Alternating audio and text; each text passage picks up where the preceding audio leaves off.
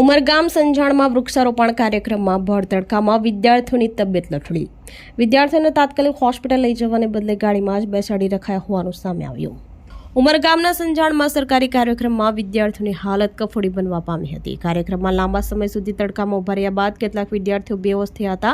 વલસાડ જિલ્લા દક્ષિણ વન વિભાગના સંજાણ રેન્જ દ્વારા વૃક્ષારોપણનો કાર્યક્રમમાં એક પેડ માં કે નામ અંતર્ગત તુમ પ્રાથમિક શાળાના વિદ્યાર્થીઓને લવાયા હતા. ધારાસભ્ય રમણ પાટકર, જિલ્લા પંચાયતના ઉપપ્રમુખ, સભ્યો, સરપંચો અને વન વિભાગના અધિકારીઓ હાજર રહ્યા હતા. કાર્યક્રમ લંબાતા તડકામાં ઉભેલા કેટલાક વિદ્યાર્થીઓની તબિયત લથડી હતી.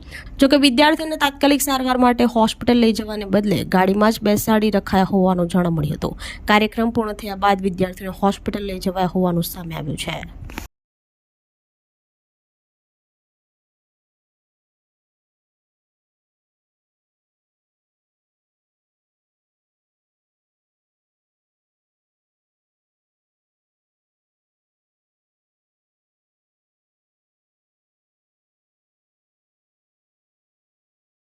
આપણી સંકલ્પ ન્યૂઝ ચેનલને સબસ્ક્રાઇબ અને લાઇક કરો, બેલ આઇકન દબાવો જેથી આવનાર ન્યૂઝ અપડેટ્સની નોટિફિકેશન આપના મોબાઈલ પર સૌથી પહેલા પહોંચે. Like, subscribe and share the video.